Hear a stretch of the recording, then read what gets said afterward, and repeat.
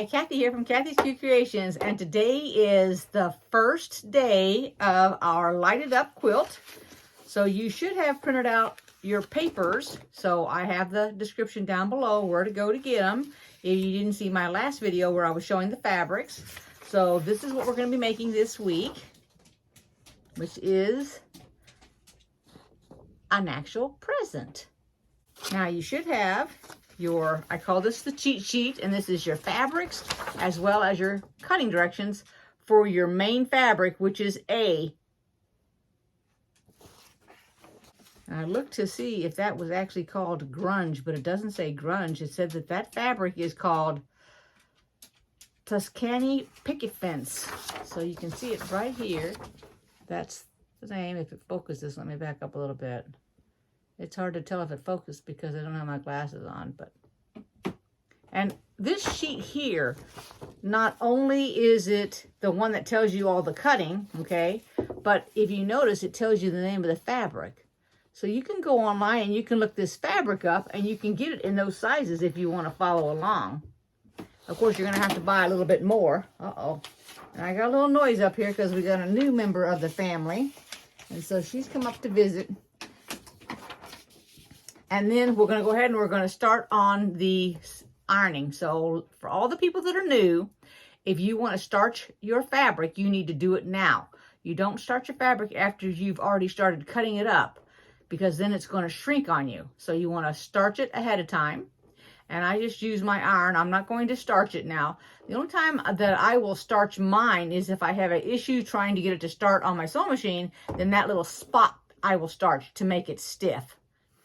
All right, let's go ahead and get all your fabrics ironed, and then we're going to start cutting them out. I'll show you the beginning of the cutting, and then I'll finish up the cutting. You'll finish up your cutting, and then we're going to make this. All right, so I've come back to tell you that my fabric, I don't care what the piece of paper says, this is grunge.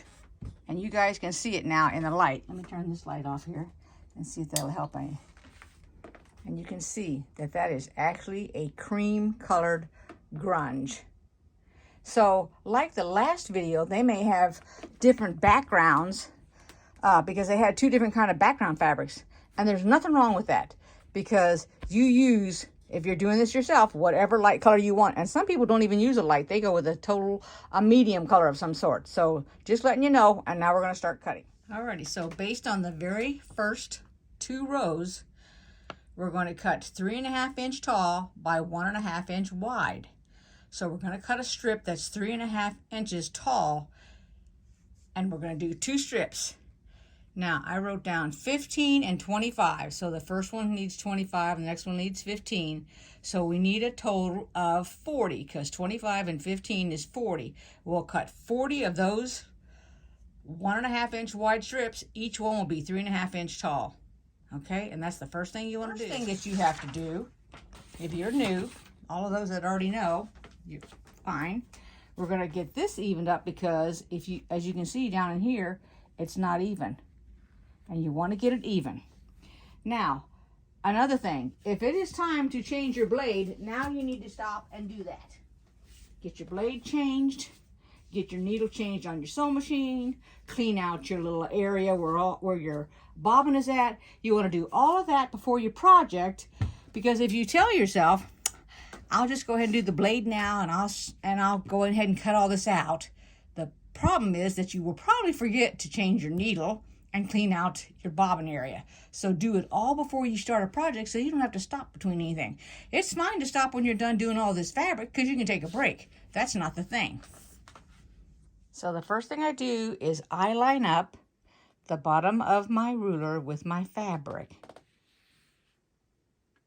And then I look over here and make sure, hopefully I'm not making anybody dizzy, that I've gone to the edge of this, which you can see, there's the fabric right there, the little pieces that overlap.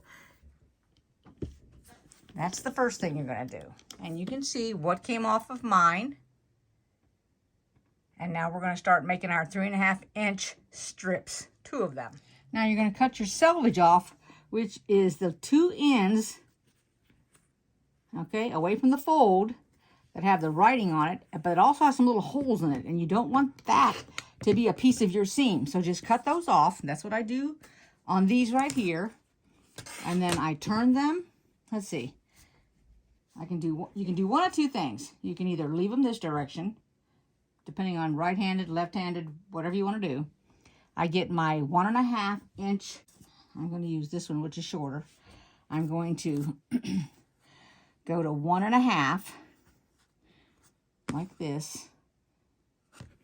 And I'm going to do it a different way, but let me show you this way. So you can do this. You can do 1.5. Take your ruler, any ruler, put it up against it, and then cut your 1.5. Or if you only want to do the ruler one time and you don't want to do it twice, you can go this direction. Make sure I'm in the camera here.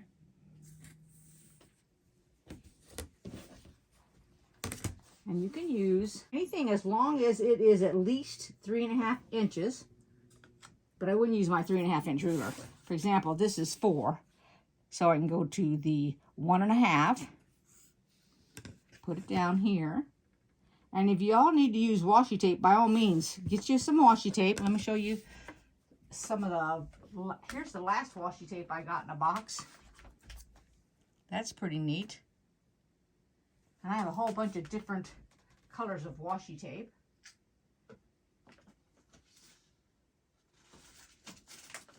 And I've got a red one right here. So this is what you would do. And you can put it on the top or the bottom of your ruler. It doesn't really make a difference. At least I don't think it does. So I'm going to go upside down. And I'm going to use my 1.5. Actually, because I like to see the white things here. Otherwise, you could use on this one right here. Here's your 1.5. You can take it this direction. There's 1.5, and put it down on the fabric. And I like to leave a little bit of my black line on the fabric and then cut it.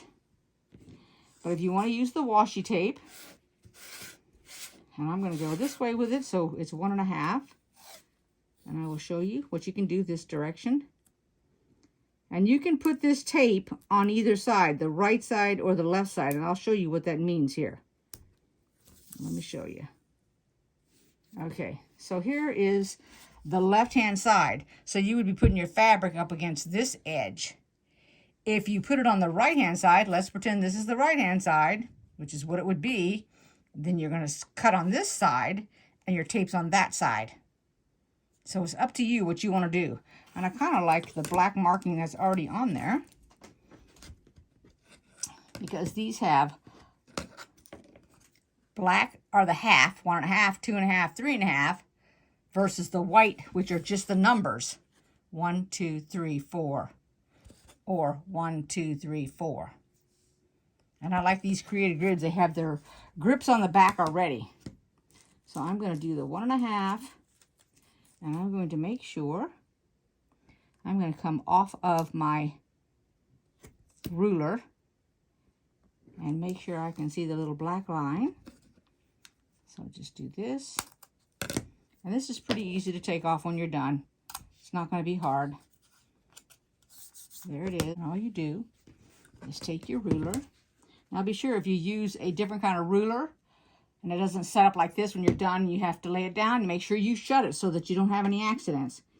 My point would be animals getting up on my table and causing an accident.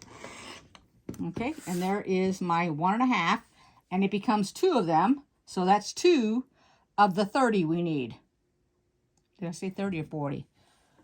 40, excuse me. It's 15 and 25.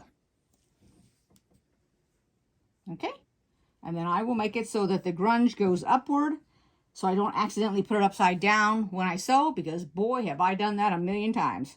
I wouldn't say a million, but y'all get the idea. All right, let's go ahead and just cut all your pieces out. If I run into any problems with any of my cutting, I will let you know. Hello, and welcome to this side of the table, which is the sewing machine side. And this is what I do. First off, I take the sheet that shows the colors at the bottom. Alrighty, I keep that handy. Then I keep this. So that's my directions on how to make it. And I've already set up my week 1, which is on this sheet here, down on the table here, so I don't need it. Let's go ahead and we're going to get started. And the first thing it says is we're going to, now remember, everything is a 1/4 of an inch, 1/4 of an inch. If you do a scant, then you need to do a scant through the whole entire process. Don't do a scant here on this one piece and then turn around and do a 1/4 on another piece. Do it all the same, okay? And I always use the same sewing machine for the one project that I'm working with. As I'm starting, this is the machine I'm going to use, and I'm not going to finish unless for some reason it needs to go to the shop. Then I'll just grab another machine, but I will stay with the same machine because it sews different than each individual machine, although they could all be the same brand, but they do all sew differently. Alrighty, so I have my iron already heating, so it's good to go. The first thing we're going to do is make these flying geese right here. All right. Here it is, all just laid out here, and then I'm just going to grab it as I go. Alrighty, so if you're new and you've never done this before, the first thing you do is flip your fabric over. This is the right side. This is the wrong side, and you're going to draw a diagonal line from one corner to the other on both of your squares. And you can use a friction pin because this is on the back side. It's not going to be seen. You don't need to worry whether the mark comes off or not. Also, you can use a pencil if you want. All right, then we're going to attach it to this, and we're going to put one on each side, and you want to put it on the side like this, going from the top to the bottom so that when you get done, you can flip it over like that. So I'll put it on the right, and then when I'm done, I'll do this one. I will go ahead, I will pin them both on there. I like to just hold them on. If you want to use clips or nothing, that's fine also. Alrighty. And then we're going to sew it. When I sew, I like to start at the edge up there, not the tip, because if you do it to the tip, it could jam your machine. And if you feel like you need to back tack, you could just lower your stitch and then you wouldn't have to worry about it. And I would just take I normally sew with a 2.5. I'll take it down to 1.8 or 1.6. That makes it a tighter seam. And that's it. And then do the other side. I iron it open to make sure that it falls correctly. And now what I'm going to do is I'm going to take this part off. If you like teeny weeny little half square triangles, you could sew a 1/2 inch from there. And then you'd have a little bitty triangle. I don't want to do that. Be careful if you use one of these teeny weeny rulers like I'm using, that you don't put your fingers over it and cut your hands.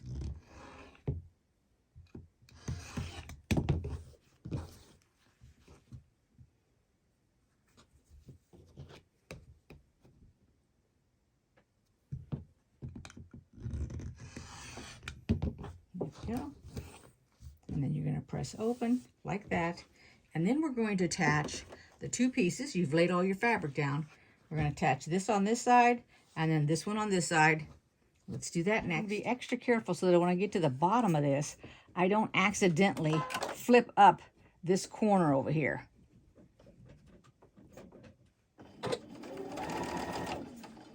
I'm going to lift up my stitch.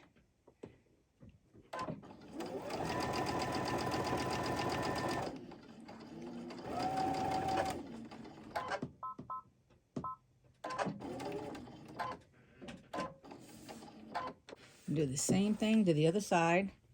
Now make sure that your fabric is right sides together. You can go slow when you first start out. This is supposed to be enjoyable. It's not a race. Of course, unless you're on a time crunch, and then you should have done it a little sooner. There we go. Now we're going to take a look at it, and we're going to go ahead and iron it. We've laid it on the table so we have our short, the height. They're all the same length, and then the red, and then the cardinals again. And we're going to do this, and then I'll do this is two of them at a time here. So you can see they're both there, and then we'll put the other one over here on the other side. That's how we're going to make our package. We'll make these first, then we'll put the strip down. When I went to put this together, I actually had the what the heck do you call it? I'm trying to think of the name of it. The selvage. I got it in one of my pieces, and it was too late after I didn't even realize it till I cut it, so it must have been on the back side. I have made more mistakes than you can shake a stick at cutting this fabric out. I don't know what I was thinking. Wasn't in a hurry or anything, but for some reason it just wasn't going for me. I cut a couple of them too big, and I messed up on the fabric with the holly, so I'm gonna have to get an oopsie kit. Every one of my squares was like a 1/4 inch off, and oh Jesus. Anyway, you know how that happens. And of course, you know, it never fails that the fabric that I would have in my stash is not the fabric I ever make a mistake on. And I have none of that beautiful fabric in my stash. Not a bit. I'm not going to iron this until I have finished it. So what I'm going to do is, it is a little bit bigger than a 1/4 inch too, because I just measured it a minute ago. I'm going to put it up against that red. I need to look at my pattern first to see if I want to put it on the right up against the red strip, or do I want to do something else? I'm not quite sure. I mean, I know what I could do to fix it, but I don't know if I should do it, because I know y'all don't want me to change what I'm doing, because if I change it, then some of the newbies get confused by what I'm doing. So, I mean, it's good enough to hide. If it's on y'all's piece, the thing you could do is put a little piece of rickrack against it, which would hide it. I mean, you would know that the rickrack doesn't belong there. Or ribbon, that would work too, either one. But I got to stay true to the pattern here. So that's what I'm doing. As my pins are all slippery and falling all over the joint here. Okay, here we go. I'll show you what I'm talking about here in a minute. See, I made one of these little squares. Now the bow is bigger, but I made this for my story quilt. I have it up here on the design board. The bow comes down at the bottom of the present, as well as the top. It's just a different kind of take on making a present, that's all.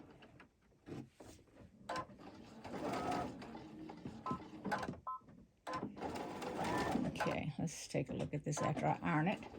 And then I'll show you what I'm talking about before I put that on. Okay, so let's pretend this was white rickrack. It would cover my mistake, because I'm going to have a teeny weeny little strip by the time I put this on. Well, smaller than that. But here, it's a little bit more than a 1/4, so a little bit is going to be sticking out. We'll take a look at it here in a minute. I had 2 of these strips. So let's sew this strip to this, and then this to this. And like I said, I've had to start and stop my video so many times, and I'm going to repeat myself, I think. So this boo-boo here is going to stay there. Let's go ahead and sew this together to make the bottom of this. Hey, what, I shut my sewing machine off my camera, not my sewing machine, too quick, because the last video, when I got done and went to cut my thread, my needle was still going up and down, and my little thing binged over here, and it said, maybe your top thread is not threaded, but my thread was threaded. I had to shut my machine off to get it to quit doing that. That has never, ever happened before. What is happening here?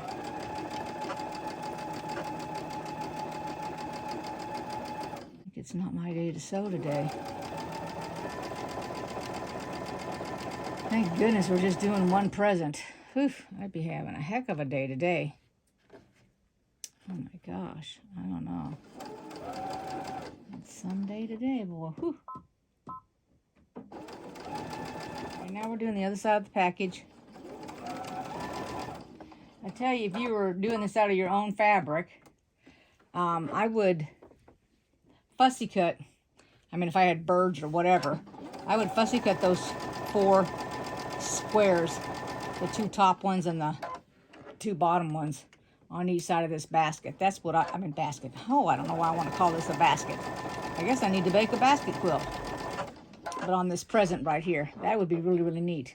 Of course, you could have fussy cut 4 different pieces of fabric too, in the same color wave, or even different colorways depending on what you wanted. I mean, it's your package. You can do anything you want to it. Mix and match. That's what you can do. Nothing wrong with that. That's for sure. Let's make sure that's there. Here we go. Okay. And we're going to go there we go. Let's iron that and take a peek. We're going to put this top bow now. So let's sew this piece on, and then we're going to sew the 2 sides and the top. So I folded this in half, and let me get close, and you can see a teeny weeny little mark. That's the halfway. Folded that in half and did the halfway, and this literally gets turned so it lays on top of that one like this, and we'll match them up, and I'll pin it across. Alrighty, here we go. We're in the, before we put the edge on there, putting a pretty little bow on top of the package. I call it a bow, but I guess it could be a ribbon too, depending on what you put on your packages.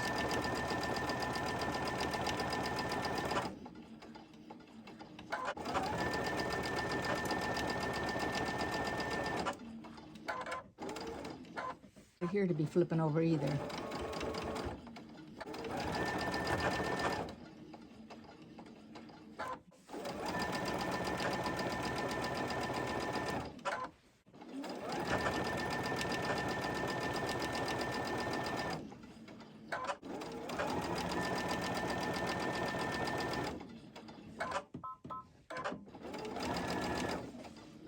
There we go. Out of those 2.5 inch strips, you're going to cut each one strip, and I cut 2 pieces 16 1/4 long.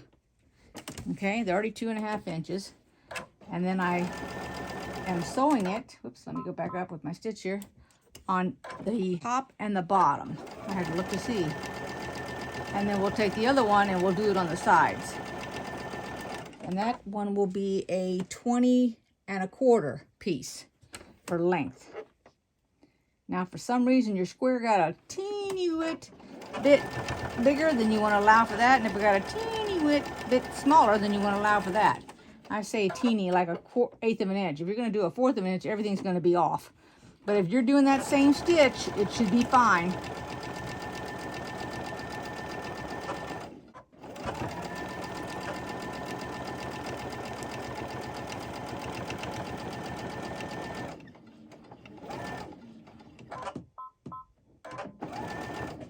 I've pinned them on both sides, and I've pinned them upside down, and you know, I'm a glutton for punishment because every time I pin something on 2 sides, I get stuck.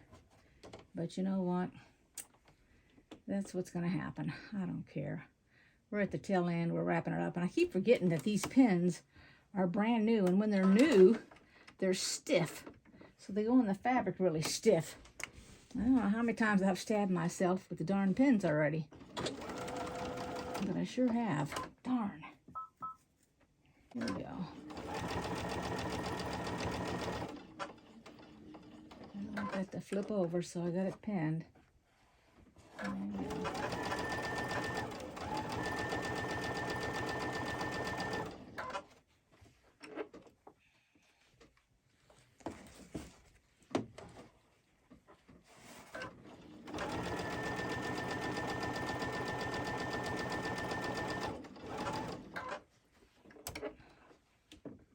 That one I don't have to worry too much with because it's facing me, but this one isn't.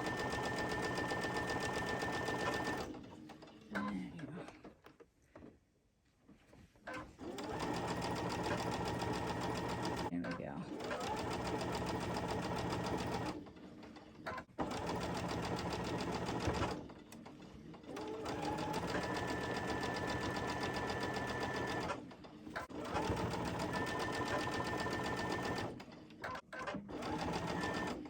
That's one.